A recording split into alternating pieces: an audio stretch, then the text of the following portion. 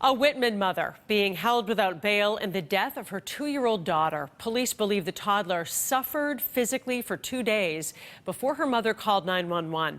CBSN Boston's Bill Shields is in Brockton with the latest. Yeah, some very heart-wrenching moments, not testimony, but moments in district court here in Brockton today for the arraignment of Shaniqua Leonard.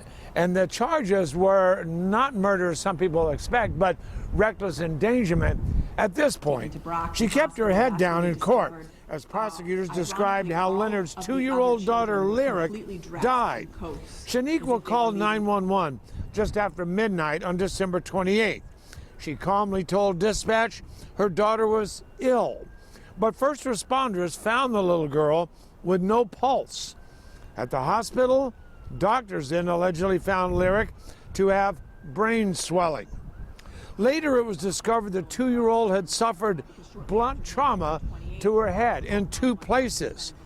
Then later, police found disturbing videos, they say, on Shaniqua's phone, showing the 2-year-old on the floor, virtually having seizures. There was also a moment in court when the prosecutor talked about Shaniqua's one of her other children, as that child talked to detectives after the little girl Lyric had been found.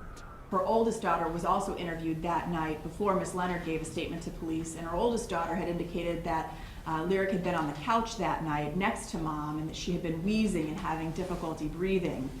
It's important, I think, for these facts for the court to know that subsequent to that, when the 12-year-old daughter was interviewed later by a forensic interviewer in the days after Lyric's death, she ultimately changed her story to match up with what Mom had said, that they had been in bed when Lyric was discovered unresponsive. Shaniqua Leonard is now being held without bail pending a dangerousness hearing on Monday. But again, prosecutors are confident that the charges will be upgraded to murder when forensic evidence comes back to them.